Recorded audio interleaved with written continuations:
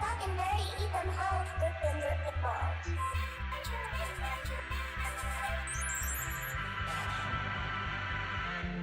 Talking dirty, eat them hoes, drippin', drippin'. Talking dirty, eat them hoes, drippin', drippin' balls.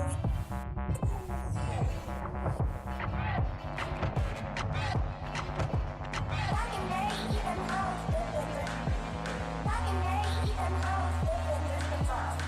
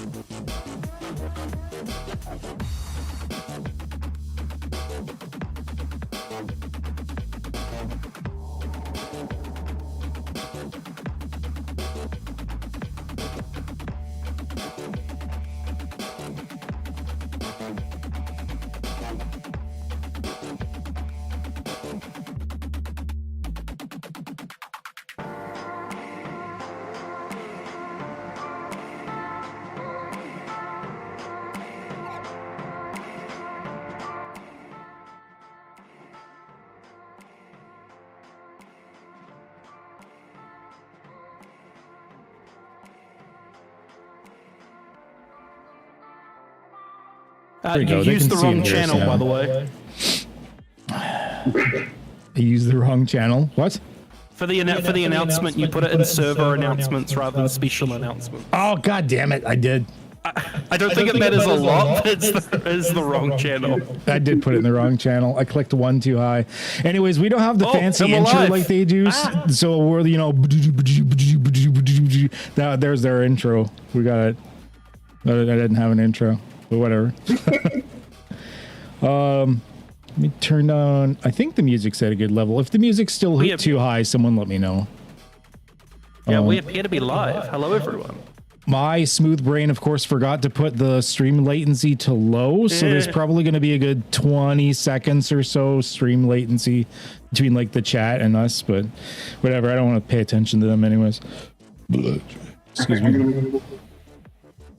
I'm not refined. Hello, welcome to Cypher Not Unlimited. It is the Golden Ones takeover for this week because all the other guys are just kind of being like lazy and just doing nothing. So I was like, well, I'm taking over. So yeah, we are going to do something special. We've got we've got a variety here. We got 3 people. We kind of like replaced the normal crew. Oh fuck, am I the Anthony? Is that what I am? I want to be the Al.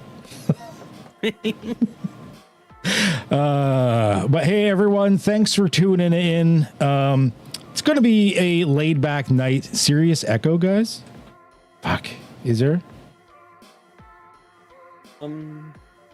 Hostile takeover. Is there? Is it? One of you two speak for a second.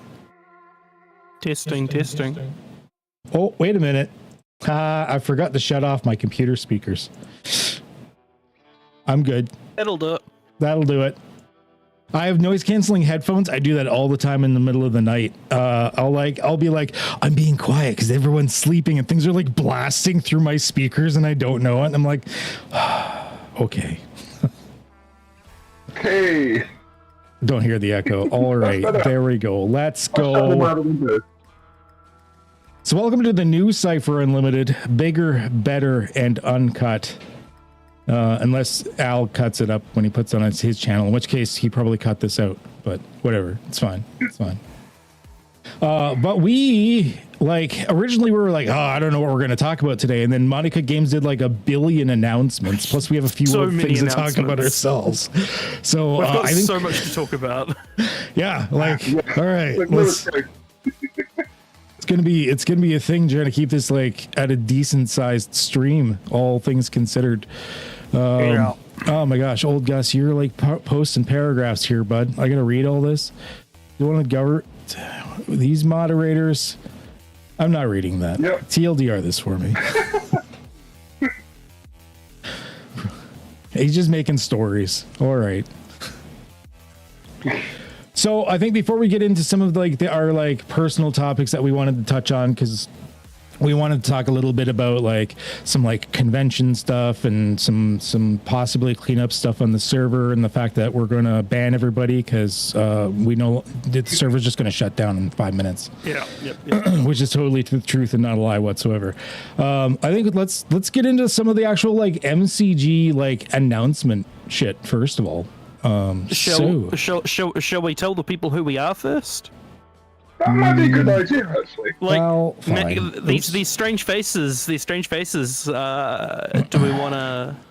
I guess I don't have names up here, so let's do that first. Look how organized you are. I'm on painkillers and beer, so I'll start out since I'm emceeing and it's on my channel and I say so. I'm Kedhup, QEDHUP. You've probably seen me around. I've been on the stream once or twice. I've run their stream before. This is actually the second time I've run it for them, and I hang out in the server. I bug people a lot. I let people get really annoyed at me. I have a smooth brain, so I do really bad mistakes all the time. And I make stuff like books like Cipher Manifestation and my Void Home stuff came out today, which we'll talk about shortly. As well as I've done layouts for a bunch of the third-party content in Cipher now. So I'm the layout guy. Need a layout done? Come to me and give me money. Yeah, that's about it for me. And to do the YouTube thing, which you probably know because you're on my YouTube channel. All right. Who wants to go next? I'll go first then. Okay, You can go no next. problem. I'll go next. Okay, I'm You go next. I'm Stonewall Maker, also known as Ollie. I've been here for a few years. I'm the UK golden one, and really wanted to be Sophia, but like I'm more Blanche, and it's like welcome. Let's see. I'm coming up from Scotland, and where it's actually 3 a.m, and I'm awake. Nice. I'll pass you down under. Yeah. Thank you, you two, for being awake at odd times for this. As you've probably noticed from what's behind me, that's natural sunlight. That's because I'm coming to you from sunny New Zealand, where it is 5 minutes past 4 p.m. I'm Ray, also known in the server as Dissonant Signal. I've been around for a while now, first as a community member, then as a moderator. I've been on Cypher Unlimited twice. Just here to banter and rub it in everyone's faces that it's early afternoon here. Right. Yeah. And we were discussing just before we went live, we went from this being an American only stream to being a Commonwealth stream. Commonwealth. So, we've taken over. Yeah. All right. It's time for the colonies to take over. Right. Okay. All right. So we're going to hide his faces just for a moment as we're going to look at the websites. Actually, we should probably, what do we want to handle first? I guess it was the Knights of Dust and Neon. Yeah. I think the first thing that was announced recently was the Knights of Dust and Neon. So we should probably touch on that. So basically, they're doing sort of the preliminary build-up thing for their next Kickstarter, and I, for one, am super dope, super excited. I don't know about you guys. Yeah. I'm backing that as day one. As soon as I get that notification in my emails, I'm backing. Like, I feel the community's been begging them. Like, the Weird West is a personal thing. Like, I love my spaghetti westerns. Like, we'll once a year have like a spaghetti western night, watch like the Man with No Name trilogy. So I like a western thing. But I think the community has been bugging for cyberpunk, like a proper like first party cyberpunk book for a while now. So that's kind of a big deal. This has been the cyberpunk. What Cipher has for Cyberpunk is Vert, which is fantastic. But it's super exciting to see that Montecook Games is giving us a first-party Cyberpunk product. Yeah. And there's been Vert, and there's also been, what was the other one? There was another one that was, I forget the name of it. Something in Chrome, wasn't it? Blood and Chrome, isn't it? I believe. Yeah. And I remember touching on both of them, and they're like both of them were decent in their own way. Like Vert, although it is cyberpunk, it also had like a very unique and different feel to it. And Blood and Chrome, it was like early. It's very Euro cyberpunk. Yeah, and it's got like the anthro furries, like weird digital mutation thing. Like it's got its very own flavor to it. Like whereas this, like I look at this art and I'm not going to say they got really close to Mantis Blades there, but like, like, you know what they're aiming for here. I'm so psyched for cowboys and laser guns. Like, just that, and like saloons with neon lights, just that whole aesthetic is just perfection. I love this like picture of like the vampire gunslinger type thing. Like that, it looks dope. With the spell cycles, I love the themes look really interesting, and I want to know more.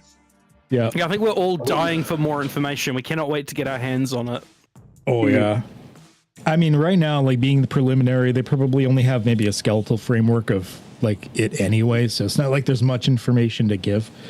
But I mean, these are definitely things that I know I will use both of these books. Like there's a couple of the white books I only use like occasionally. Like We're All Mad here is a brilliant book, but I only kind of use it occasionally. These two are ones I can see me using pretty consistently, depending on what's in it. And if Rust and Redemption are any indication of where they're going with like their expansion books, I'm Yes, please. I'm going to be happy about that. I mostly run Numenera, so I don't generally touch the Cypher stuff. But I will say some of the character options stuff, like I was really excited to see more mutant options in Rust and Redemption.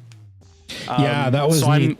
Yeah, For sure. so I'm really hoping we see some more like body mod, mutation, more delving into that aspect in the upcoming campaign. Yeah, Al, you can't wait for Magnus. Notice the way I started the notification today, be like, statement begins. I have so many people like waiting on the edge of their seats for the Magnus archives. I don't know that much about it, despite the fact that like I had Monty and the Rusty Cool guys on my channel. I'm halfway through it, I think, but it seems cool. So it looks like you get like we have this special poker chip thing right now if you sign up to be notified when the campaign launches, assuming you do a fulfillment, of course. So if like it's a click of a button, it doesn't cost you anything to click the button, and then if you guys decide that you do want to back it, you're gonna get this cool little extra like turn marker poker chip thing, which looks pretty cool. I mean, every little extra is pretty awesome, right? Yeah. So I mean, I'm happy to get any little doodad that's, you know. Yeah. For me, especially since it's like $1 billion in shipping just to get anything from Honeycook Games for me. You think it's bad for you? Yeah, okay, that's bad for you. That's true. Try living in New Zealand. Man, shipping is so expensive here. It's nuts. Oh, okay, I'm not gonna. In the UK and Europe, even with the Brexit stuff, it's because they've got a lovely place down in Exeter. I wish it was in Scotland, because I've been running it, trust me. It's mine now. All right. So yeah, everyone sign up for this. Whether you think you're going to fulfill it or not, you might change your mind and you never know. And the more eyes on this, the better. So once again, it doesn't cost you anything. So just give a little click. And then that way, if you change your mind in the future, like you can give her and you'll get the extras. Plus you've gotten like the more people that sign up, the bigger the number, the more people are going to think, hey, this is worth going on to. So one way or another, just click the button. Just nothing bad will happen. I promise. Only joy can happen. Joy. I don't think there's anything else I can really say because we don't know much else. No, I think we should probably, if we're going to talk about stuff that we know about from today, the Cipher tools. Yeah. All right. Switching over. That might be the next announcement to have a look at, because Montecook Games has inundated us over the last couple of weeks with massive announcements. Oh, right. So, Cipher tools. We got to get through a lot here. Yeah. Cipher tools, as everyone can see here. So we originally had like the setting finder, which is like, it's a cool little fun doodad just because there's so many settings now for Cipher, and it just helps you narrow down. It's like, oh, I like sci-fi. Okay, try these things. Not something you're going to use repeatedly, but it's a cool little intro tool. I think it was a neat thing to do. The creature index was a big step.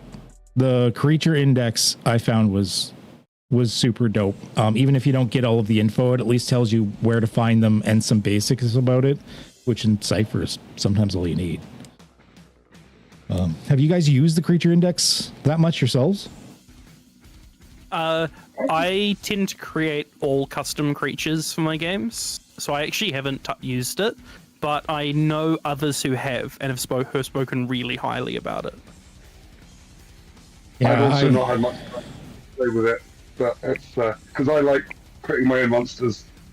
Yeah, I'm the same. I like creating my own stuff. It's so easy to do in Cipher because like you don't have to have a detailed page of abilities. You can just be like, it's level 5. And you're done. Yeah. There we go.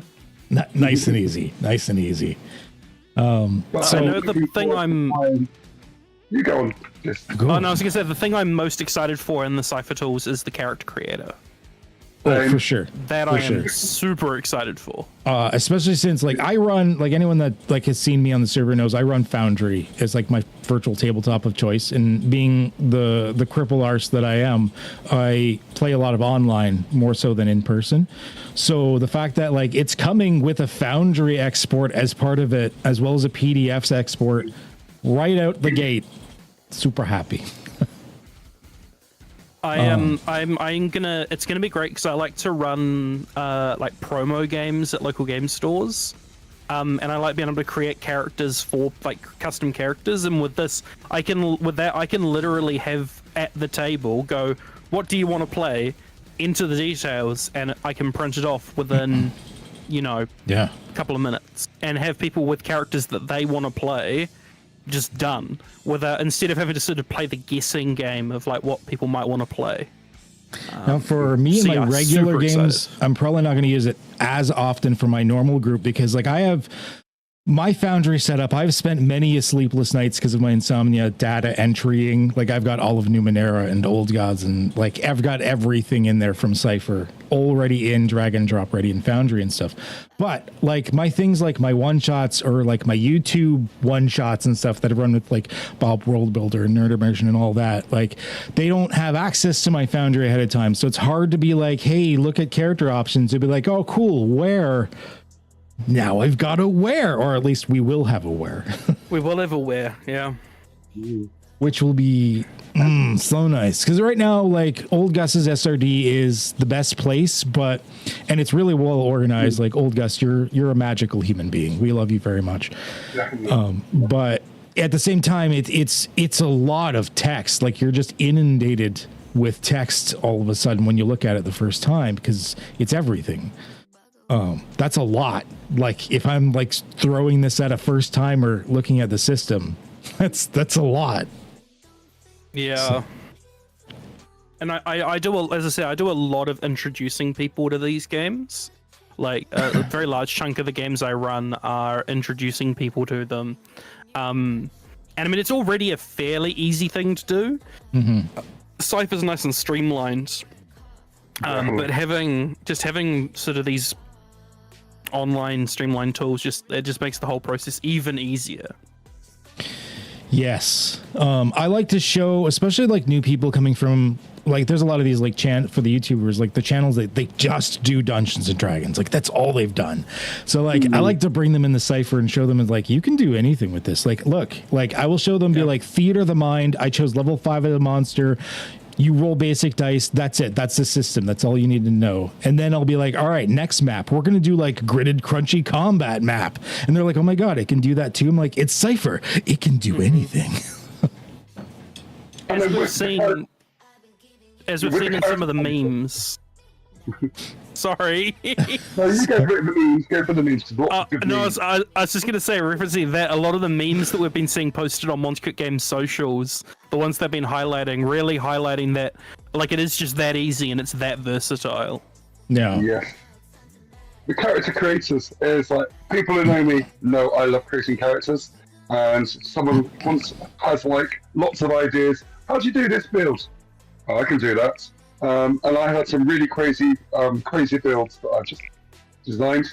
And it's people have challenged me, and Cipher is so versatile. You can make anything. It's like you want a teleporting mouse from Mars who has like laser breath. You can do that. Yep. You want to create a princess from with super growing hair. You can do that too. Yeah, to answer chat, by the way, Al, because Charles was in chat earlier, like answering some questions and stuff. The character builder is just like SRD content for now. I don't see them opening it up to non-SRD content. So. The SRD, which I believe now features Rust and Redemption. It does, as of, was it yesterday? As of yesterday. Yeah. As of very recently. I haven't got the release yet because I've been working on this video for a couple of weeks now, but I did a recording with Charles last week. And like he filled me in, like as the white books are getting released, they are trying to keep on top of the SRD with those releases, which blew my mind. Like a lot of other companies would have a good like 6 months to a year gap, just be like, let's make as much money as possible. But Monte Cook Games wants the SRD to reflect this current state of the game, because they realize like people are still going to buy the books if they want the books. And if they're not going to buy the books, then like, why not give them some fun stuff? And the world lore and all the extras are not in the SRD. So if you still want that stuff, gotta buy the books. Hi. Hello. Hey, another golden one has joined us. Player 4 has entered. Oh. Round 1, fight. All right. All the gesticulation. Yeah, I'm like playing with stuff. I'm in fidget mode tonight myself.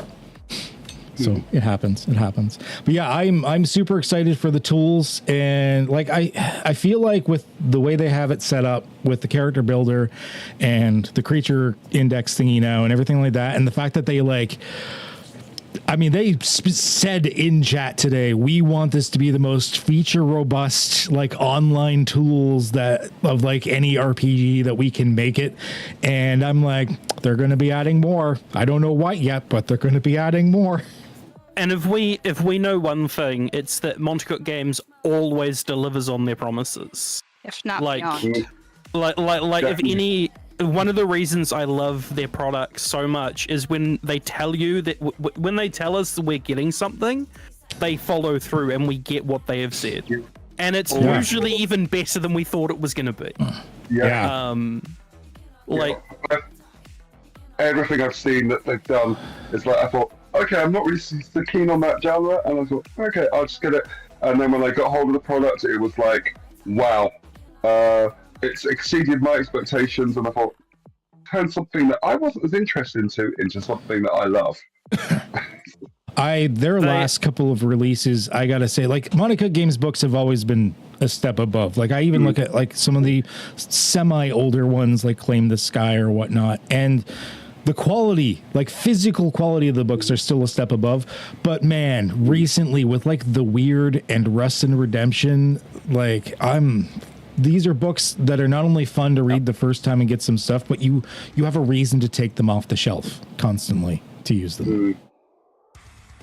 I mean, you can see just behind me. I have my bookshelf right behind me, and I am constantly spinning around to pull a book off to reference something, to check something, finding a piece of art that I wanted to reference. Just always deliver. Yeah. Well, it's super nice. Although once again, old Gus's SRD, especially when writing Void Home, has been very important for me. I need my search functions. So online tools are, I'm happy that we're getting more online tools, like the thing that you see in front of you now, everybody. The creature index and setting finders are already out. Once again, setting finder, that's like a one-time fun thing you might want to try out just if you're new to the products. Creature index is like, especially if you're not sure what kind of baselines you need or whatnot, it's a good way to like get those, like, you know, like how good should a skeleton be, that type of thing, even though it doesn't show you like all of the cool fiddly bits. But character builder, I'm super stoked. It's going to be awesome. For sure. What's Next on our list? next on our list? The next thing was all the subs. Thanks, people. The video for the starter set was just dropped today. Yep. Charles did that as well, looking just as beautifully disheveled as he always looks. I love that man to death. He's so pleasant to talk to.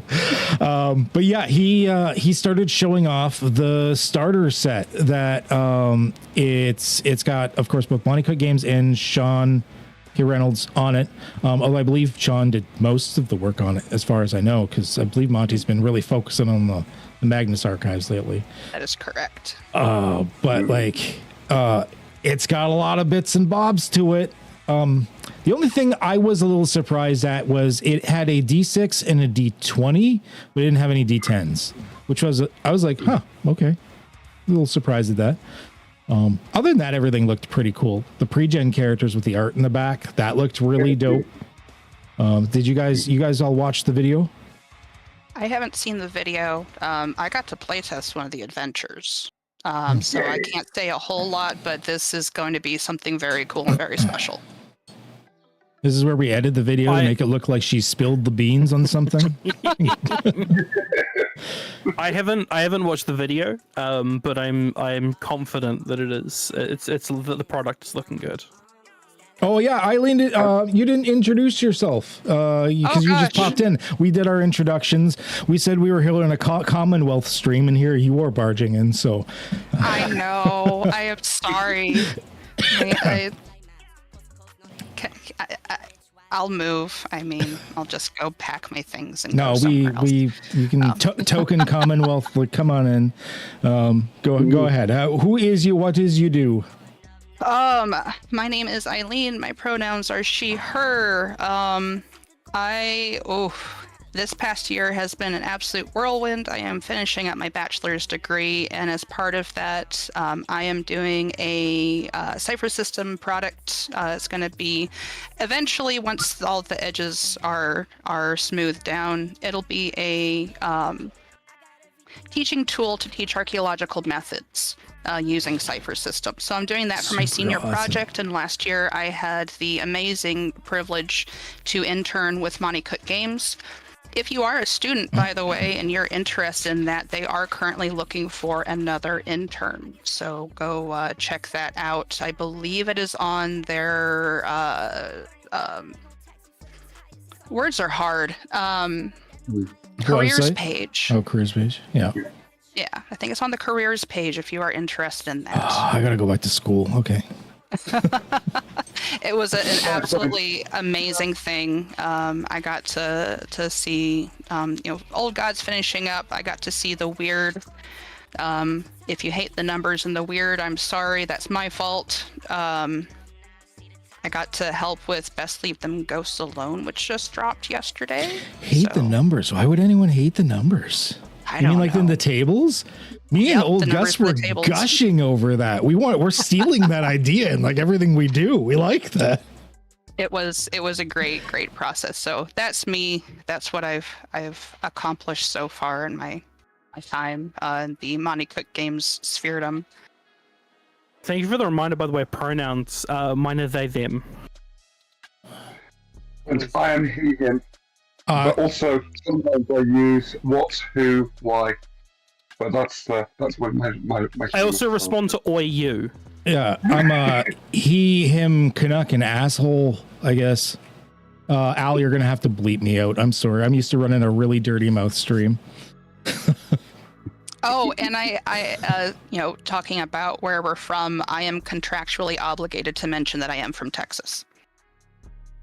Oh, I don't live there anymore, but I'm from there. I know Texas has a bad rap in a lot of ways, and actually, but like last time I went to Texas, like everyone there was actually super friendly. It was a little weird that like every corner either had a church, a beer store, or a gun store, but other than that, everyone was super friendly. My hometown is either souvenirs, donuts, or burritos. There we go. Well, I have family. We're a little bit more laid back. Yeah, so the starter set, he showed it off like it's got some adventure stuff in it and like the GM package. There's like 2 different sets of pre-gen characters he showed off with really awesome like art and explanations and descriptions in the back, like mechanic stuff on the front. Nice like big like landscape pages. For anyone that is like joining into my Void Home stuff, you'll notice that like my sheets are landscape as well. I like landscape pages. That's my preference. Just a personal preference thing, but yeah, that was pretty cool. And then like it even comes with like some of like the XP and GM intrusion cards and everything like that, which online obviously I don't have much of a need for them, but when you're in person, things like ciphers, GM intrusions, stuff like that, those cards are invaluable. They're so good. Can't have we curse. Oh, okay, yeah, I guess I can. As long as I don't curse too much, you don't have to bleep me out. Once again, it's not as rough and tumble as my Sunday games where like everyone's like, hold up, and like everyone takes a rip from a bong, and I'm like, all right, Let's go. We're Canadian. It's allowed here. Canadians are wild, man. We're bored because it's snowing outside and we can't leave. Yeah, I lived up in Minnesota for a few years, so I get it. It went from plus 17 like a day and a half ago to it's like negative 12 now. So, yeah, no. it's not nice. I don't know what that is in freedom units, but it's low. In freedom units, we went from 81 to 20 in about 10 hours. Whoa, that's a storm. It was, so I've had a very bad migraine week, unfortunately. So despite having many American friends, I still do not understand your system of measurement, like at all. I don't get how Fahrenheit works. Like I know logically how it works. I remember that from science class, but my brain, it just doesn't want to. It's just like, no, Celsius only. Yeah, so this is the portion of the video where the Commonwealth people start ragging on America. So if you're... No, we're going to leave that. We're going to be nice. We're all friends. To bring it back to Monocut games, I will say I do like when the books include both the imperial measurement and the metric measurement for something. Yes. It's not all the time, but I do really like when that happens. I do admit I have to go through the Void Home. For anyone that looks through the playtest, you will notice something. There's only metric measurements, and everything is spelled like defenses with a C and flavors with a U. Just because I wrote it for myself at first, and I haven't like added the extra Americanisms. So they'll be all right. Americans will be all right. You'll figure it out. A C in the word defense isn't going to blow your brain up. So yeah, I mean, if you see color and you can't really translate it, Google can help. Right? Yeah. I'm the one that puts the U in flavor. I actually put U's in things. I have no idea where I picked that up. I don't know if I just read books that spelled things with U's, but I put U's in things, and one of my professors absolutely hates it. Whoa. Like, she gets very, very angry about it, and I'm like, who hurt you, Dr. Z? It's not that big of a deal. Yeah. One of our professors is also Canadian, so that could have something to do with it. I don't know. Oh, maybe they influenced you or something a bit then, eh? Well, it was before then, but maybe that's why she's so sensitive about it. Oh, it's a trigger point. All right. There's a little behind war there going at the teachers. Cool. Those are the three major things that they announced this week that we can talk about. Right? I'm just doing a checklist here. I've the update about It's Only Magic. Ooh. It was in that. I think it was in the same update as the video. I don't remember if it's I have in that no video. access to classified information anymore, so. I've had a lot of conversations with people lately, so I'm having to be careful in what I say. Yeah, I'm trying to remember what's what. Let me. I think there was an update email from the Adventures in Cipher system thing, wasn't there? Mm-hmm. And the video was on that, and I'm pretty sure that's where they said it. Let me double check so I don't get any strong lads sent around my house. Mm-hmm. There's more than one company that can hire nefarious people. No. Looking at you, Wizards of the Coast with the Pinkertons. I mean, I wasn't going to name names, but they went there. Is this a public update? It should be.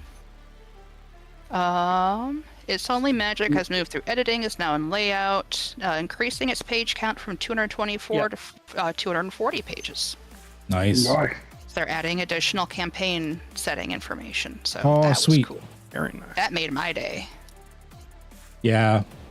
Like I run a lot of like multi-dimensional, multiversal stuff. Like my Sunday actual play game is like it's Path of the Planebreaker, but like I've really just kind of like everything in the kitchen sink game basically. So I'm excited when new anything comes out.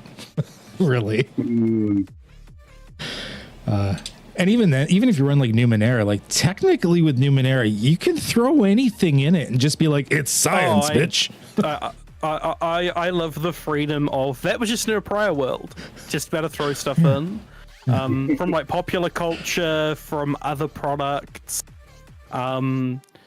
just anything really. And it's like it happened. There's a billion years. It happened at some point. Yeah, you know, the third age was just Shadowrun, so that's why there's like orcs that are That's in actually Cyberpunk. it's funny you should say that because there's a running gag in my Numenera group that Shadowrun was I think what they were saying was the second world. That's awesome. But yeah, Makes sense. All right. Well, I think that's it for the official announcement stuff. Now I'm going to take over for a second because I did want to talk about the fact that it was a big day for me as well. For anyone that doesn't know, I released the early access for my Void Home tabletop RPG today, which is Cipher. It is Cipher system. Old Gus and I have tinkered with the system a bit. It is still compatible. You can still bring in characters from anywhere with one or two minor tweaks, but we reworked minor parts of the system, the way the conflict system works, and like all of the features are new. It's all new types. Descriptors are all customized, all new foci. Flavors are unique. We use, whereas where a lot of people would use like descriptors for races, we're kind of using flavors for that. So if you're a cat, dog, robot, or like basically futuristic semi-evolved human person, flavors are for that is what we're doing. So that is on my Ko-fi page, which I should, I mean, it's easy enough to find, but I'll just put kofi.com/link.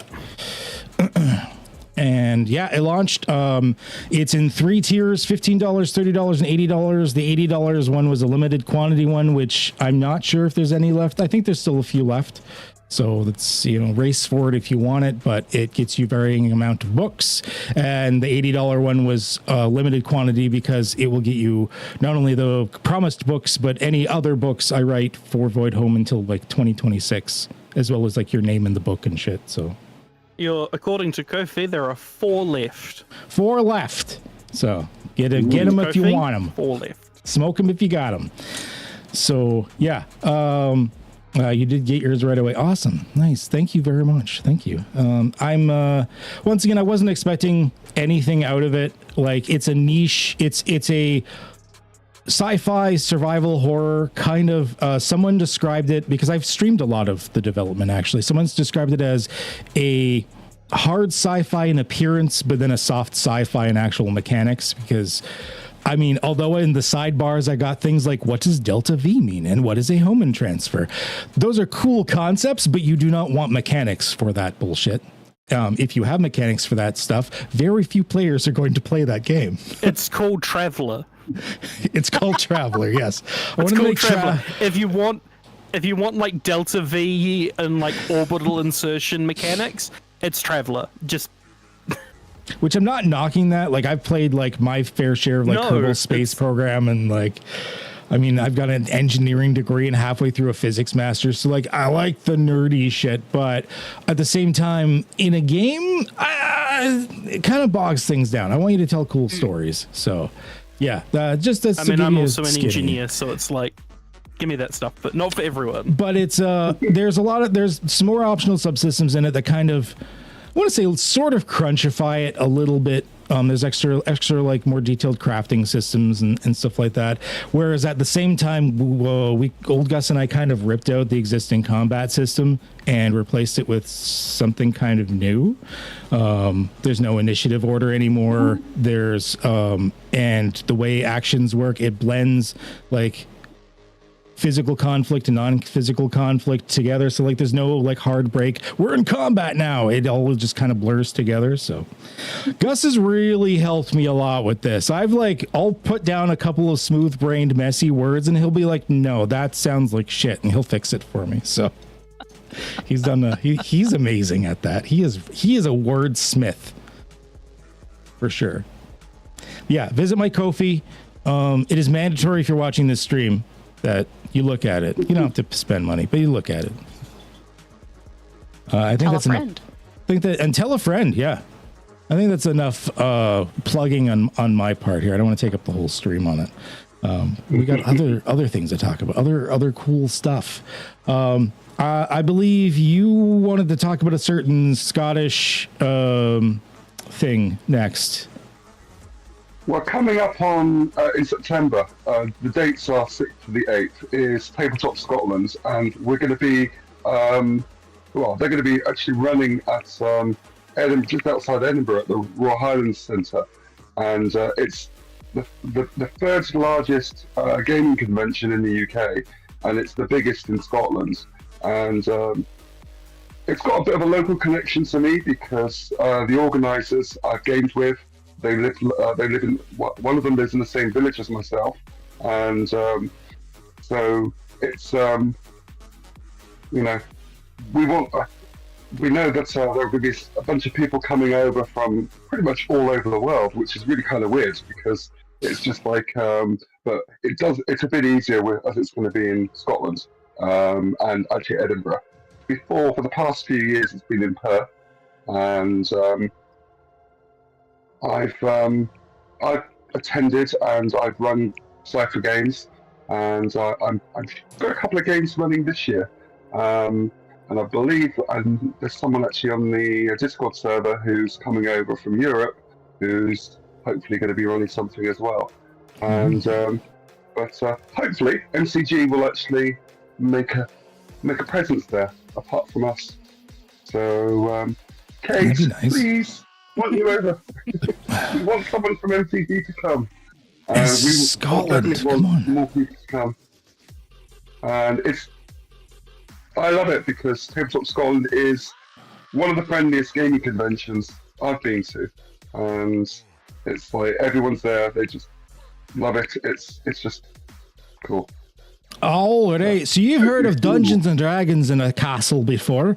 Well, Cipher in a castle. All you need is some dice and just go invade a local castle, whether they say you can or not, and you get to play in it. Exactly. I actually, a fun thing I'm going to be able to do later this year is Cypher system in a planetarium. I had the privilege. I've had the privilege once, and it's going to be twice soon, to have run D&D in a planetarium. But I have been assured that at a later event they'll be a bit more open with the systems, and that I will be able to run Cypher sci-fi in an actual planetarium in the dome with the stars above. Like, That's awesome. Which I think is almost as cool as a castle. Yeah, I'm definitely gonna be running sci-fi. Absolutely. Right. It's like, we're doing it in a planetarium with all the science stuff. What are you doing? Fantasy. Cool as it is. I'm learning. I've been working with one of the people there to learn how to control the planetarium system. And what I'm hoping I'll be able to do is, as if the players travel between stars, I'll actually be able to highlight where they are on the dome. Which will be really cool. That would be super dope. Yeah. That does sound really neat. I'm jelly. We're so fortunate to have been able to partner with the planetarium as a group of professional GMs to run these events. It's just such a cool opportunity. I don't really have anywhere cool to run. I guess I could run it at Niagara Falls, but it would just get wet and cold.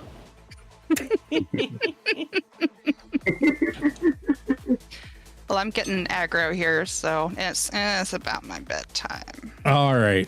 Thanks for stopping in while you I have class in the morning, so that's more than fair. I will pop in and say good morning when I get up tomorrow. So see you back in the server. We will see you. Have a good night. Bye. Catch you later. Lovely seeing you. So we covered the main announcements that we're allowed to talk about. We have covered Void Home stuff. Once again, go check it out, everybody, please. I'm begging you, I'm lonely. Yes, do it now. Or else. Well, or after the stream. Well, either way. We can't cover so we thought of covering some other things, like we've been sort of having some backrooms discussion on organization in the server and among other things like that. Is there anything you guys wanted to bring up next? I did very briefly want to bring something up. Some of you may have noticed that behind me there is a cardboard box. It is a cardboard box that once I knew what was in it, I very specifically didn't open the rest of the way. Because This is an unboxing video now. Oh, here, I'm even gonna like make you. Will it let me make you bigger? It will. You're the big one now. Hey, you got yours that too. my copy of Rust and Redemption arrived today. It arrived literally half an hour before starting the stream. That's awesome. And I am so excited. Oh yeah, I was like when I'm I got so mine in the stoked. mail, I was like, oh, I'm like vibrating. It was so I good. forgot it came with a poster map. Yes. Oh, that is sick. I think I'm waiting. I'm delaying the gratification because it's my birthday in May, so I thought, okay, I'll order it, but make sure it comes then. But yeah, I'm jelly. 1 second. I'm So checking excited. something. I'm checking something. I'm so stoked that it's come. It's gonna go on the shelf pretty much immediately. Oh, I mean, I've had the PDF and I've read through it, but it's so nice having the physical thing. Okay. I know it's not Cipher, mean- but sometimes we cover not Cipher. Oh, do your thing first. You're still checking it out. I just love all the beautiful design aspects they put into the books, from like the borders to The layout just was super everything. solid. As someone that's like, I mean, I do layouts. That's like what I do, right? I was very happy with this. I will say that one of my only major critiques of a Cipher book recently, of a Monty Cook's Games books, was the weird. It's a little hard to read sometimes. The layout, I get where they were going with that, and it was super creative, but there are some pages where you're just like, oh, fuck. Like, especially you got old man eyes. It was cool and it looks nice. I think in physical it probably isn't as harsh, but digitally it was a little hard on the eyes for some of those pages. I'm going to admit. And I was a little worried. I'm like, this isn't going to be a thing, right? But then I got Rust and Redemption and I'm like, no, this is perfect. This is golden. So I was all happy with that. Yeah, I will say, so I got something. It's not Cipher, but I do know that sometimes we do not Cipher things on this anyways. Like they had my buddy on to do the sagas the other day and stuff like that. I just got a free review copy of Crown and Skulls. I don't know if this is going to be backwards or not, but Crown and Skulls. This sucker's thick. I did not expect that. Like, oh my gosh.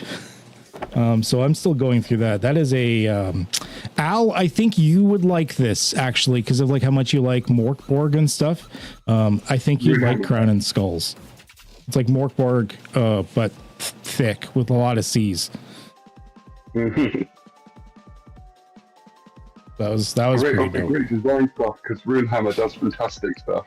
Oh yeah, for sure.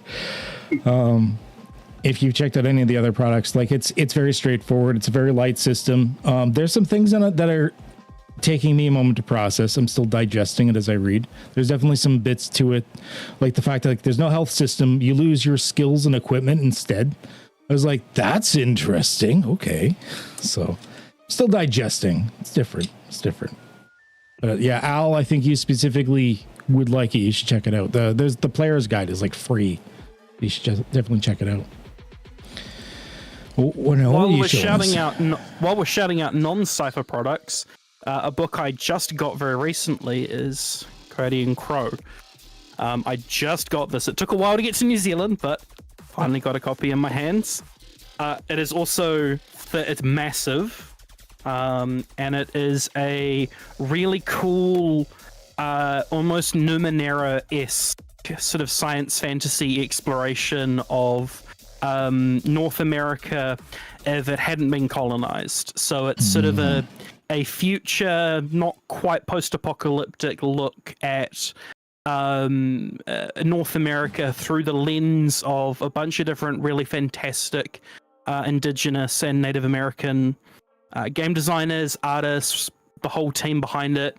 It is for people who like Numenera, I cannot recommend this enough. Even if you're just going to use it as a setting guide for a Numenera game, it is brilliant. The only thing I would say about it is this might be a plus for some people. The text is quite big. It's kind of hard to tell, but the text is a bit oversized, which will make it a lot easier for people who are a bit hard of seeing. But it does mean that it is a lot of pages. I appreciate that, like when it's like at least a decent sized text. Like Monica Games is good with that. They'll have at least a 10-point font. You look at like some like D&D products where it's like 9 or sometimes even 8-point font, and you're like, stop. Like that's not good. The microscope, you're like, okay. So your chat is asking, can we talk about more what we would like to see in the next white books? I mean, the cyberpunk one, I think people have a lot of expectations for. Like we want to see like equipment lists of cyberware, first of all, like pages of that, please. And however they want to handle it. Like I've run them as like artifacts myself, and I've added like a 4th pool for humanity and stuff like that. Oh, Terran's in the chat. How's it going, buddy? Yeah, you're another layout guy. You understand. Like with Vagabond, you have like a almost 11-point font, I think. So it's my old man eyes need something bigger. Yeah, what are you guys expecting out of, like, let's start with the cyberpunk, the neon, whatever they're calling it. For white book, yeah, I'm definitely for the cyberpunk, definitely here for cyberware. Super excited. I'd really love to get a lot of cyberware. I'd also really like to see sort of a more of an exploration of cyberspace and sort of how it relates to kind of like what we have in Numenera, where we got like the data sphere into the data sphere. I'd really like to see a cyberpunk exploration of that sort of blending of cyberspace and real space. I think that'd be really cool. You see that in whether it was like cyberpunk, Shadowrun, any of those like genres. There's always some sort of like the net, the Matrix, the whatever. I would like that. If anything, it's weird. If anything, I wouldn't mind it being more like the Shadowrun like Matrix setup. Especially in like the newer editions, as much as Shadowrun is a hit and miss system for me in a lot of other ways. I like the way that they started moving into it being like an augmented reality type of interface. I was like, they're updating with the times. That's pretty dope. That I would like to see either that or do like the retro futuristic thing and be like, all right, we got to like jack in and like go one way or the other, like pick one of those lanes for sure. That'd be pretty cool. I would also like to see, like, I don't know how much they want to do it, how much like, because like Cyberpunk wasn't the only one to do it, but I'd also like to see some sort of impact for like the humanity score in Cyberpunk. I'd like to see some sort of impact with the cyberware. Maybe not like that, because obviously they don't want to tread on things they shouldn't tread on. Cipher also feels like it could be the kids on bike genre pretty easily. That is one thing I've actually asked about before, and they're reluctant to touch on it. I think just because a lot of the Cipher things, like it still involves like possibilities of violence and stuff like that. But personally, I think if they went the kids on bikes route where like you can't die and or really get hurt, I think it would be fine. I would also say for like if I could pick what an upcoming white book would be, there's a couple, but I'd really like to see kind of niche, but I'd like to see a take on. Because we're getting modern magic, as we know, upcoming, we're getting sort of a modern magic. What I'd really like to see is sci-fi blended with a very specific, and it's a specific call out to an author who I really like, Glyn Stewart, with the Starships Mage series. I would if I could pick any genre to have be the next white book, it would be that sci-fi magic, where it's quite hard sci-fi, but with magic in it. Okay, so not like sci-fantasy where you get that like epic drama fantasy thing, but like hard sci-fi. Obviously, I dig that. Yeah, it's anyone who's read it, the Starships Mage books. It's very much hard sci-fi. The ships are limited by how many Gs they can accelerate at before killing the crew. It's all sort of very grounded in realism, and then there's also magic. I mean, I've got the rules for that in Voidhome. If we just add modern magic to Voidhome, I'm just saying we got this covered. We're good.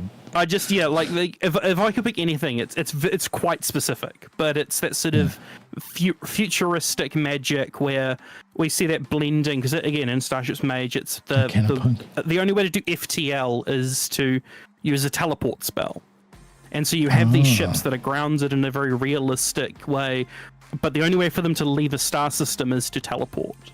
That's pretty cool. But again, very specific, but.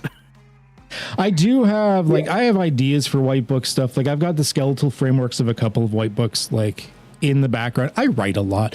But I've got two. I've got one for isekai anime type of stuff, like over top powered, reincarnated, because a lot of people like that stuff. And I've got another one that I tinkered with called When the Ground Shakes. That's all about larger than life kaiju battles, mecha stuff like that. So I think that'd be pretty dope. One of my favorite authors is a fantastic guy from America called Jim Grimsley, and he's gay, and he's written The Ordinary and The Last Green Tree, and it's sci fantasy, and it's very, very weird and quite deep philosophically as well. And I would just like to actually play with that.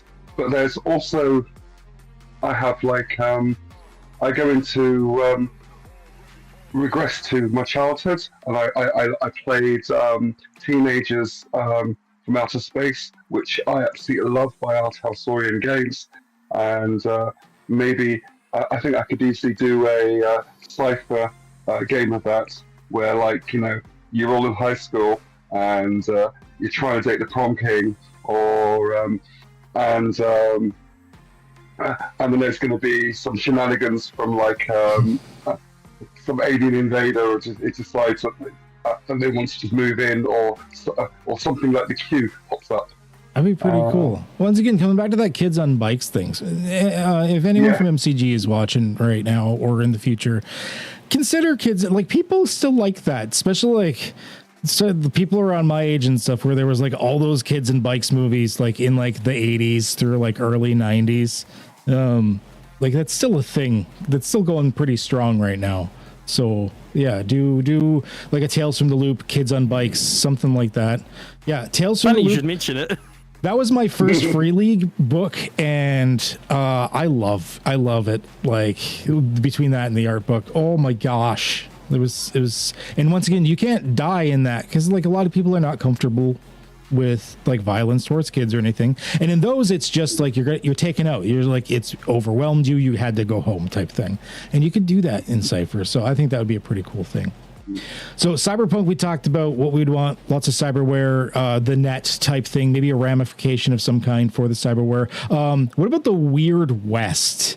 So they could go directions for the Weird West books. What do you think? I'd really like to see. When it comes to something like the we're talking about the West,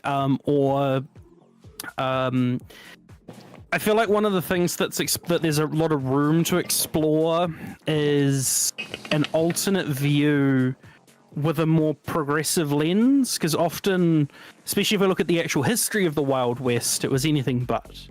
So the escapist in me who plays these games for the fantasy really hopes to see a more diverse, a more diverse, a more rich, culturally rich interpretation of the Wild West. Mm-hmm. Just because, it's not historically accurate, but I mean, come on, we're talking Well, it's neither not what was we play these Old games Gods. for. Like Old Gods of Appalachia, that's not exactly historically accurate either. But they brought in all sorts of like historical consults and like society consults and stuff like that to make sure like they weren't falling into very negative traps, which I think everyone very much appreciated.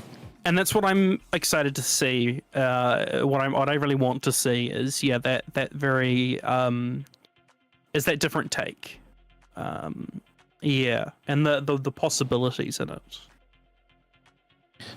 So with Weird West, like I'm not exactly sure what they're putting in this. Like I imagine like a large chunk of it is going to be setting, obviously, but like there's going to be other options and stuff to it. Like Weird West is like that's mostly just like semi-modern, like Western era, but with like maybe some like magic and other shit in it. So like I'm not exactly sure what they're focusing on that. So I'm interested to see what goes in the book, to be honest. I can't even brainstorm what they're going to be adding. My hope is, like in Rust and Redemption, lots of cool generative tables. I would like to see more tables, like weird shit. Like what is it for Numenera? Jade Colossus, was it? Or Jade something? Jade Colossus. Jade Colossus, yeah. That one had beautiful tables for generating stuff. The ruin engine. Yeah.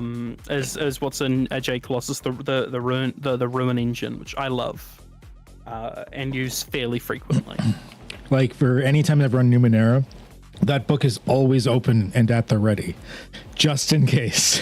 I would like to see stuff like that. Like you come across this like dusty Western town and there's going to be like, what's the supernatural occurrence? Like what's the twist? What's the hidden secret? Like I would like to see tables of stuff like that. Personally, I think that'd be pretty dope. Gus says I would buy something heady that is historically accurate, is alternate historical, time travel, or high weird source book. Yeah, I could see them mixing some of that stuff together for sure. Future books, I know it's a sticky point for a lot of people, but I wouldn't mind seeing them branch out to some more like cultural stuff. Like I know like Dean was putting together that like I forget what he's calling it, but like that Afro mystical book or whatever. Like I think it's kind of neat when you start getting people coming in to do the cultural things, if they can find the right like contract writers for it and consultants and stuff like that. I think it'd be really neat to start seeing like maybe like fantasy settings from like other parts of the world, like not necessarily the Euro fantasy. I'd like to see more. I mean, there's been some really cool work being done here locally in New Zealand around different tabletop role-playing game authors and designers sort of exploring that space of fantasy from an Aotearoan sort of cultural perspective, and specifically looking how to incorporate Māori belief systems and sort of and there's actually, and I am gonna plug it here. I gotta find the name of it, but I am gonna very briefly plug a really cool product that a friend of mine has created. Just 2 seconds and I will find it. It is where are we? Let's see a horror fantasy setting. Give me like from Japan. Oh yeah, anything horror from Japan is always like 10% better. Like, okay. They So know how to do horror. I just put a link to it in the chat, but it's called Lineages of the Long White Cloud. So for those who don't know, the Long White Cloud, Aotearoa, that's the te reo name for New Zealand, Aotearoa, and it means Land of the Long White Cloud. And this is such a cool product. It's for D&D 5e, which I know a lot of people, especially if you're watching a Cipher stream, might not like. But it's it's not the first, but it's a very recent example of a growing community in Aotearoa, New Zealand, to create to create fantasy and sort of these stories very much from our perspective, from the perspective of our kaupapa, of our like, you know, our people. And yeah, it's something I'd love to see more of. But yeah, just as a just as a brief tangent. So I actually want to recycle back to the starter set video for a second, because there was some talk on the server about the quality of certain things and maybe expectations of what's in it. Some people were expecting like for instance, some people were focusing on like the quality of the box. Like it was just like, it looked almost like a shiny cereal box rather than like the like lift up lid style like board game box. But I don't know. I'm torn on that because I think there's different expectations. Like to me, a beginner box should be like a cheaper version of the rules because it doesn't have all the stuff in it, and it's just like almost like a demo. Like usually, but some people are like, no, I would pay for a more expensive beginner box. But like, what do you guys expect out of a beginner box, like, or starter box like that? Because there's different ones, aren't there? It's when you look at other things, they've had different approaches to doing the different starter boxes, and it's down basically to people's aesthetics and also cost really as well, isn't it? I think when I look at a starter set, I kind of expect to see, or a beginner's set, I kind of expect to see an included adventure, a set of pre-generated characters, ideally some dice, and a condensed rule book. Like, I don't think most people anyway won't expect a company to put their entire core rulebook in a beginner's box. Yeah. But I do like when, like for me, I like when they have the soft cover sort of boil down the mechanics, and it's enough to successfully run not only the included adventure but a couple of other smaller adventures before. So I guess for me, the main criteria for me for a starter box is that it can be used to run not only the included adventure but also further adventures, because ideally it's a low cost way to get into a system that isn't a you know, I mean, here in New Zealand, for a hardcover rule book like Numenera, you're looking at $100 to $120 New Zealand. Whereas a starter set can easily be 40, you know, like it. Yeah.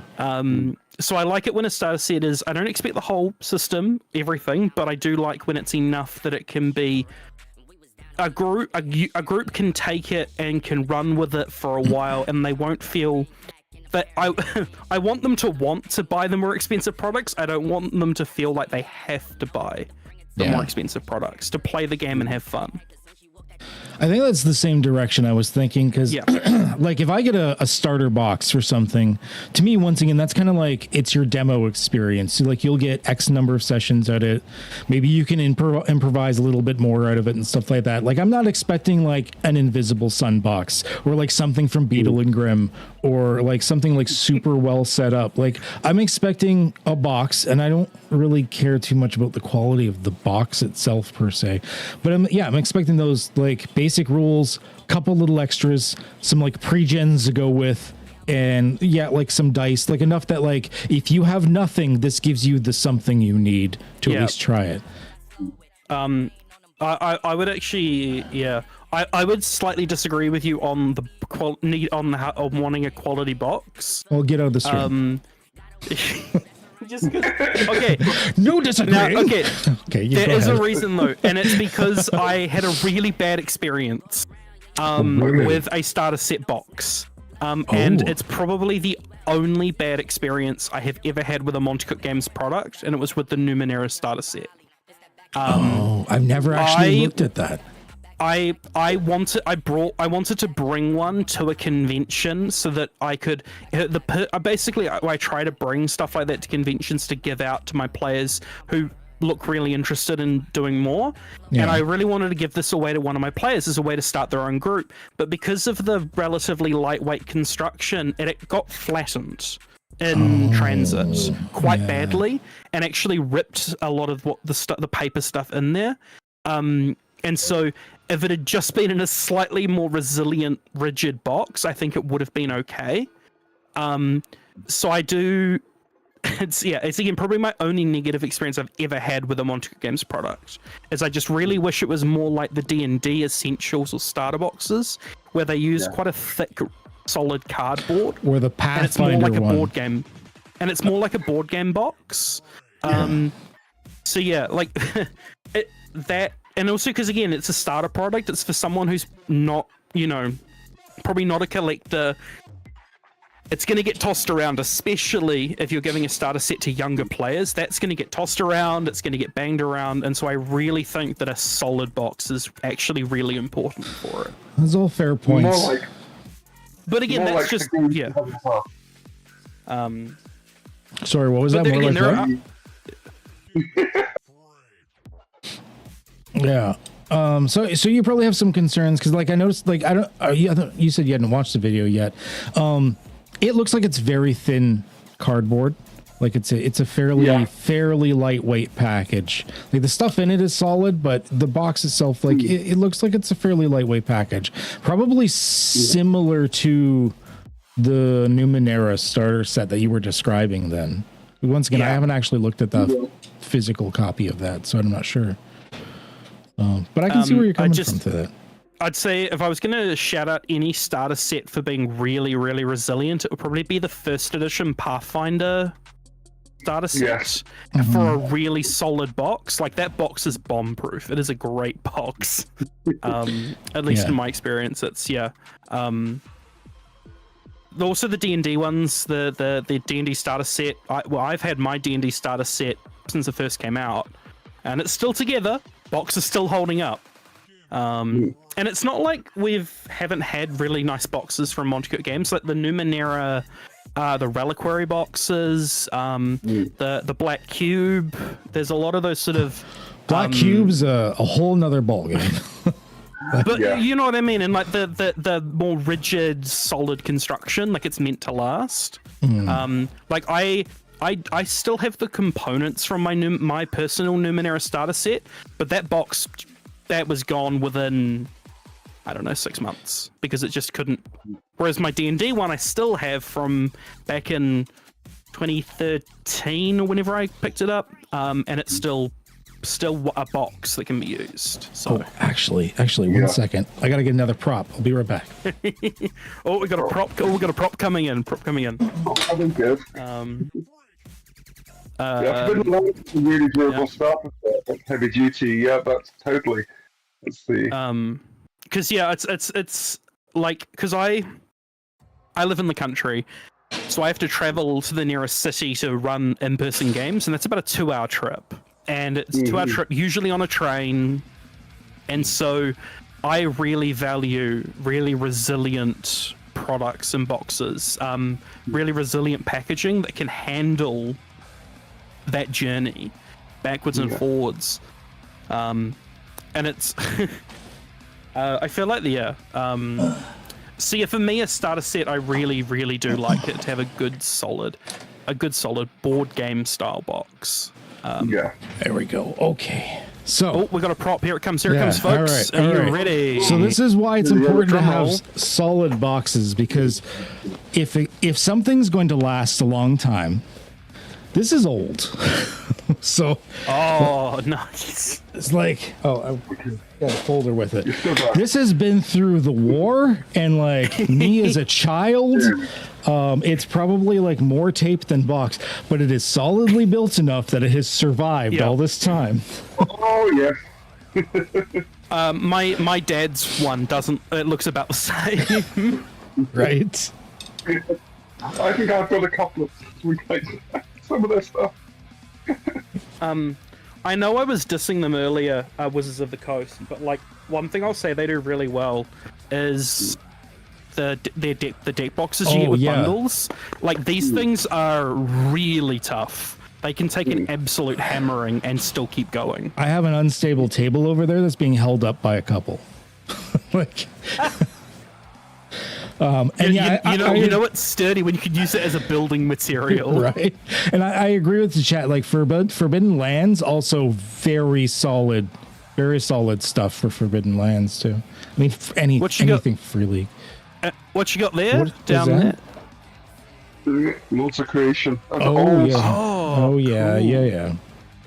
Yeah, I done Nice. that years ago, and it's still tough. Nice. That's So, one of the early multi-genre RPGs. So I'm excited for what's in the beginner box, but you do have me thinking about the box itself. We'll see. I mean, I got to get my hands on a physical copy of it. It looked kind of thin in the thing, but once again, I don't remember what the price point for that was. Like Yeah, $30 there is bucks. Also, Yeah. I have to We had a check. price point for it, didn't we? 25. Was it $20? I can't remember from the Kickstarter. If it was, because I mean, if it's cheap enough, then I mean, as long as it's not coming in like cellophane wrap or something like. Yeah, I don't. So remember. just as a I can't find it, but the Numenera starter set was 25 USD. I can see it being pretty similar. And I'm pretty sure the Cipher one was about the same, 25, 26 USD. Okay. So I think. $25. I mean, I'd be all right if it's like a thinner box. That's like it's a hell of a lot cheaper than you're for buying like full on books and stuff at that point. Yeah. I mean, yeah, we would love more quality shit, but at the same time, if this is just you're buying a couple of cheap ones to like toss out to like kids at the school or something like that, and I mean, like as giveaways or something, I mean, I'm fine. I think I'm okay with that. I think I'm good with that. And from everything he showed in it, once again, the only thing I was a little taken aback at was the fact that it was just a D6 and a D20. That is an odd choice, yes. Because the D10s are used for stuff. Yeah. Like I see, like you don't need like a D4 or D12 or anything like that, but like, why not the 10-sided die? We do have percentile stuff. So I was a little that was odd. I expected the 3 dice. Yeah. Because normally when you get a set of dice, it's the 3. Yeah, because I got mine with Rust and Redemption. I also had some extra dice from, I think it was Adventures in Cipher Systems, or I had ordered it from somewhere, whatever. And yeah, it had D10s in there. So I was surprised it didn't have that. All the standalone dice sets have, I think, if they're specifically for Cipher, they're usually 4 dice: a D20, a D6, a D10, and a D100 or a percentile. I think all the standalone Cipher, Numenera, Strange, all those dice sets have been set to 4. Potentially, I think one of them was a set of 5 because it came with 2 D20s, but. So yeah, they're saying it's $30 US in the backer kit for the starter set. It's starting to creep up a bit. At the same time, like, I don't know if you guys have like looked at the price of like printing and paper these days. As someone that's like, I've had to do a lot of the layouts and stuff. Like, shit's crazy right now. So, I imagine in order to keep it in that price point, they might have had to cut a corner there because it's not nice at the moment to get anything printed at all. No. Everything's expensive. So, like, I don't know how visible that is on the stream. That will be in I'm just a second. There we go. I'm just screen sharing, but like Yeah, this that's is the one Cipher, I just got. Like the Cipher is the Cipher system dice set, and you can see it's a D20, D6, D10, and percentile. Yeah. And that's and I think that's sort of carried through. You can see the tallest dice set's more because of course for D&D. But yeah. Look at that. He's got a tab open with my Ko-fi on it, whereas everyone should be visiting. I do have a tab in your Ko-fi open on this. I do And what's that indeed. other tab? Something hub. What? What? No. Okay, never mind.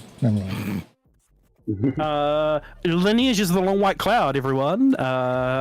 Promoting it again. Look at this. Look at this beautiful product. Look at this beautiful cover. Look at it. Sorry. Yeah, no, he's not visiting anything bad. Don't worry, everybody. There we go. Hey, who played that? That's cheeky, but I have sound effects. I'm a streamer. All right, yeah. Did we have anything else we really wanted to cover? We seem to be very good at the jibber jabber here, so. Yeah. we are quite good at the jibber jabber. This is true. But I know like the Cypher Unlimited streams don't tend to be much more than like an hour and some change or whatever, and we're at 1.5. So we're not quite 1.5. We're 120. I've got 127 on my counter here. So I've got, but mind you, I did start the 10 minutes early, I guess, for the starting soon. Yeah. I don't think did we want to wrap things up with some discussion about the server? I mean, we are we are the golden ones. We are admins for the server. That's kind of like that's our gig in the community. Right. We forget about that, and sometimes we got to pretend that we do stuff. Cool. So we got to put work in. You go just yeah. Exactly. Despite the rumors, no, the server's not been deleted. Scurrilous rumors of such are highly exaggerated. There is a lot in the works. Do we want to talk about what was being discussed earlier? We don't have anything set in stone. Like, we are just spitballing at the moment. So like, if anyone has any like suggestions, but we have looked at like reorganizing, or rather organizing, because they're not even really organized right now, like the setting channels and everything. Yeah. Because right now they're in haphazard. One thing I know is that a lot of people are getting the odd comment coming on about, oh, what about Rust and Redemption, or and there are channels that are not necessarily as well known, and that may be because people just haven't actually recognised that we will create a channel for when a white book or is actually produced. So I hope at some point we're going to get a Void Home one. Yeah, we have been agreeing that the setting channels are getting out of hand. That's why we're thinking of like reorganizing. Like, I think we were spitballing having like a core Cipher area, then like the genre area, then like specific settings, and then like, because we also have like the Harrow and Mystery Flesh Pit, and then maybe hopefully Void Home soon, so like a third party section. And if we have them in categories, might be a little easier to search. We see people's feedback. We know that, especially the Cypherism settings tab is a bit of a mess. It's a bit in the weeds. There are ways we can organize it. We're also aware that we have a lot of channels, like a lot of channels. And so we're sort of, one of the other things we're always vaguely toying with are ways that we can, streamline or combine things and sort of weed it down a bit. I mean, I had spitballed the idea of a forum, but at the same time, was it you? Someone brought up the fact like then you have to it's one more click deep to see them, which kind of sucks. So it wouldn't really work out, and that was very much correct. We could put index or contents page for a channel so folks can choose. That's not a bad idea. Having it in the main channel. I'm pretty sure we did. I know we had one because I remember making one. I remember making one a while ago, and I have no idea where it went. But I did it just make disappeared. Would be a good idea to have it so that people could. That way, everyone goes to it and so think, "Oh, okay," and you can always go back to it to actually refresh yourself. I mean, that could definitely be in a newcomer area. Or something, like you first go in and be like, so here's all the stuff you need to know, and then underneath this, here's the list of our everything. We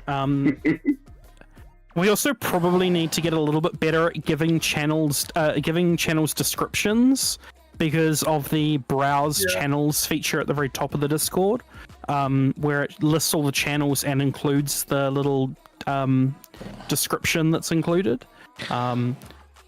One of us should probably spend half an hour going through and tweaking those, and there's some sub descriptions that it's could on the use list. a little bit of cleanup, and even some more closer defining on things like what creativity chatter specifically is and stuff like that, because I've had some questions on it.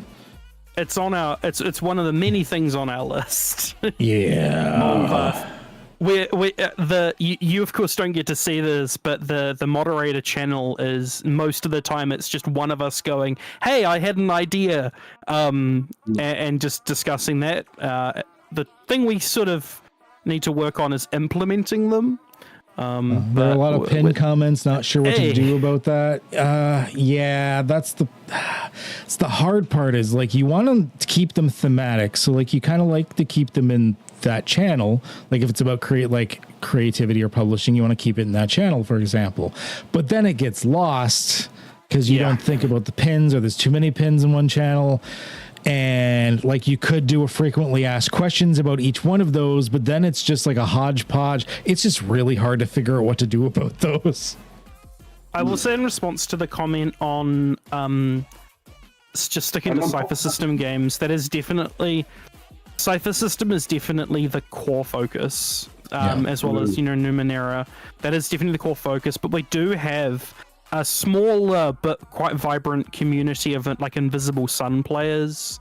And so we want to, even though the name is Cypher Unlimited, I know the guys would agree with this. We want to be both your one-stop shop for chatting about Monty Cook game stuff, but we also want to be like a place where we can sort of incubate people's campaigns, people's ideas across the Monty Cook game system. So even though it's called Cypher Unlimited, it's sort of emphasis on the unlimited rather than the just Cypher part. Just be glad for those of you without the mod things, you can't see all of the channels. Yeah, we see everything, and it's especially in like the game chats and stuff. There's a lot more channels than you'd think. Like take the number of channels you can see and like triple it. That's what we see. Easily triple it. Yeah. There's a lot of channels. Not there. that we're complaining, mind you. No. Like it's nice to have that vibrant of a community. Like we're up to almost 7K. Yeah. We are officially at, and it's not.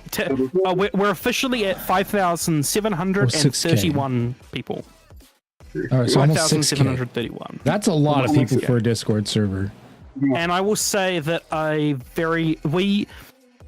we have a disproportionately high number of people who are active, because a lot of servers have a very big chunk of inactive users. Yeah. Who just joined and forgot. We're really fortunate to have not only a really big community, but one that's really active. Because I mean, like at the end of the day, and it's going to sound cheesy, but like at the end of the day, the reason we're doing the stream now, the reason we're volunteering to run things, is because of the community, and the community that I think all of us love a lot and want to see grow. And so even though sometimes we might complain, and even though sometimes we might not get it right, whatever we're doing, it's for the love of the community, and for everyone that we have in. And that's why we're all here. I gotta say, like that's a big draw of the Cipher system for me. Like, obviously, I love the system itself. I've like just developed something in the system, but I love a lot of systems. Like, I'm very much a I want more tools in my toolbox type of guy. I don't limit to one system, but I cannot think of a single other system that has a community tied to it like this. Like, bar none. Every other system I go to, it's either fractured or filled with toxicity, or like I don't know how we keep this one as clean as we do. It honestly, like I've moderated for other places, and I will say that bar the occasional problem, like I guess a really good metric for how like good our community is I think you can still add up the total number of people we've banned on, I think it's under 20 in the entire history of the server. That for like a 6K server, that's crazy. Like, ignoring bots, we ban a lot of bots. We ban a lot of bots, but like members who have had bad conduct who have banned, I'm pretty sure it's under 20. It's like 16, maybe 15. It's really small. Manny Annaluz, I'm not sure how you pronounce that. Like you were saying, like you'd like it to stick to just Cipher, and not necessarily the other MCG stuff. I mean, the other MCG stuff, it's not that many channels, all things considered, and you just go to browse channels and just hide the ones you don't want to see. It's not a lot of them. The Discord is still primarily focused in the Cipher system, but we might as well cover. Yeah, we're As all Alpha D. things MCG, as Dean says. Like you look at things like The Weird, for example. That's not a Cipher book. That's a system agnostic book. It has nothing to do with any system, but it's still really awesome, and I think it belongs to be covered in one way or another, for sure. And yeah, I shout them out again because they're a small group, but our Invisible Sun community. They're a small subset, but there's some really cool stuff going on in the Invisible Sun channels. For those who want to get into that sort of stuff. I mean, I haven't popped in there much at all myself. I don't really like. I'm interested in it, but I haven't really got into it. But like, there's no reason for them not to like kill it and have their own Like section. as a like just and shout like specific community member, especially James, who's from Australia, a friend of mine. He is one of the like cornerstones of the Invisible Sun community that we have now. And it's even if it's not your thing, we do want to, make sure there's a home for it here. Because, well, I mean, sometimes we're hoping that people might change their mind. They might go, I guess I might check out this other thing and be like, oh, okay, I do like it. Or what is this stealing stories for the devil thing? Let's go see. Like, what is this devil's dandy dog? What are we doing here? What we're doing is trying to look at ways of making the server more approachable, so that people, when they actually see it, they're not actually inundated with all the things that we see. Yeah. And so that they can, so it's clean and it's kind of logical or intuitive, and so it just works. I do remember someone mentioned, I don't remember if it was Synth or one of you, about redoing the roles again and maybe cleaning up which roles could see which, like you could like do the whole like click, I want to just see the white books and nothing else appears.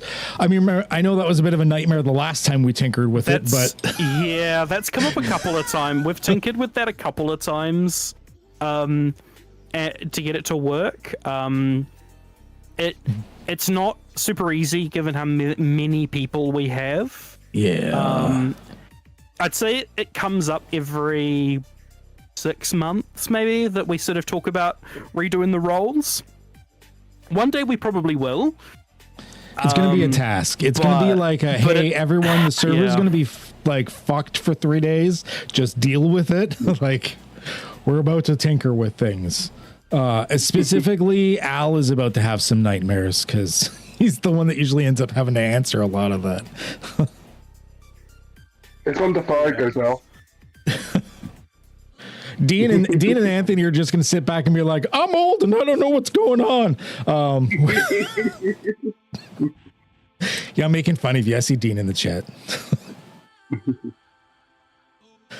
We've got ideas to clean it up. I think if I want to say now, if anyone else has any ideas, like, I don't know, we could make a thread in general or something, or if someone wants to make a thread in general, I believe anyone can make threads, I think. Yeah.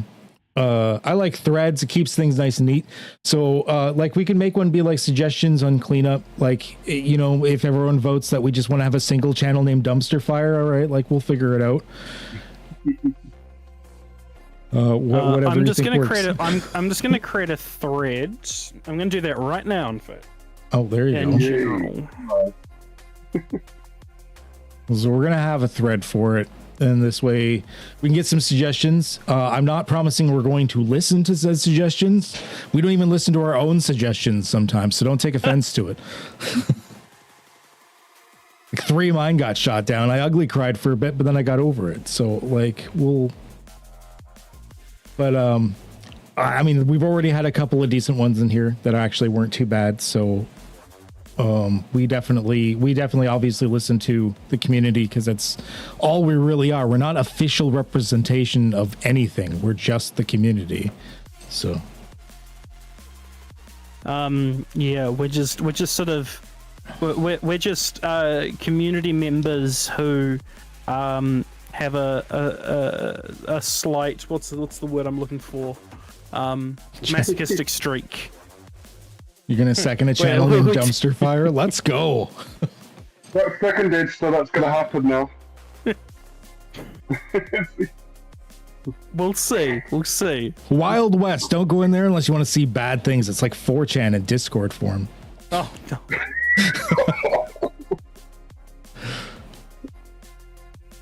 But yeah, Oh, I forgot that was at the end of beer. the day, it all comes back to the community and everyone who's in it. Yeah, I think that's probably a good thing, like good last like discussion point for us is like go check it out. Where did you start the thread? Is it going to be in general? I've started it in general. Yep, it's In general. Okay, so go check out. Yeah, there it is. Server suggestions. Server What am I gonna go? suggestions. That's the channel. Ugly cry. That's what it was. I thought you were laughing. Yeah, no, it's. I go and ugly cry in the shower like I should. It's my spot. Dean knows. He's seen my house. Yeah. All right. So I think that's probably a good place to start wrapping up. Unless you guys have any final anything. Whoops. No, I'm good. I'm also good because my bed is looking like I'm in the scratcher. This is scratcher cam. I'm Yeah. really excited to dig more into this. Oh yeah. Definitely. Super good book. So yeah. So I don't know what Al's going to do with this video in the future. It's going to be on the Cypher Unlimited everything. I forgot to copy and paste all the links for all the Cypher everythings.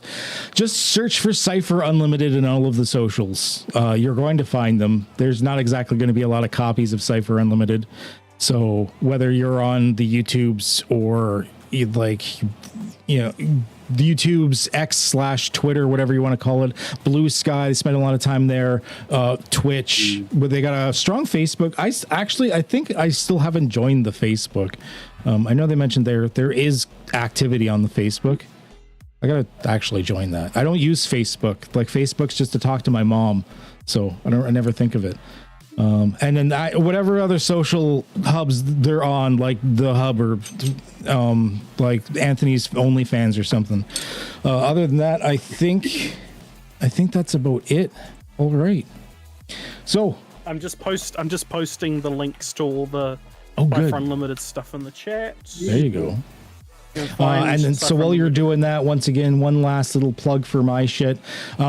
Void Home is released for early access. The first package is just a sliver of the content. It's like the basic shit with a little adventure, 6 pre-gen characters, enough to kind of get you started with it. It doesn't have the character creation in it yet or anything. It's just enough to get you the rules, the pre-gens. It's basically like a starter set is what I've done. To Does show it come you, with a nice box? it's digital, so probably your computer. It's so hopefully your computer's a nice box. But yeah, it's so hopefully like it's pretty basic. I still try to like somewhat pretty it up because I mean that I do layouts, right? That's my thing. I gotta pretty it up. So it's still like, even though it's like a test package, it's still nice to look at, hopefully. So check it out. And you've got it like I'm probably gonna run a couple of one shots on the server. So like look out for the LFG posts. Speaking of, have we launched the forum bit for that yet? I don't know. I don't know. There might be changes to LFG happening as well. I don't know when or if that. I don't know when that's It's happening. on the list. It's on the list. I think Mike was the one On that the was saying list. I wanted to go live, but we haven't done it yet. So we're going to be changing that up to organize that. So because there's LFG is a bit of a Wild West nightmare once in a while, so I think we're going to clean that up first. So check the LFG. I'm going to have some Void Home stuff going on there. So even if you haven't bought into the playtest yet, but you want to give it a try, who knows? Maybe you can get into like a one shot or something and like try it out, that type of thing. Awesome. All right. With That's that, us. I think we're going to say adieu and we're going to clean her up for the night. Thank you for joining us. It's been nice talking to you all. I don't remember what the normal outro is, so like I'm just gonna like pretend I'm talking for a second. Al, you can like dub over it, be like, Okay.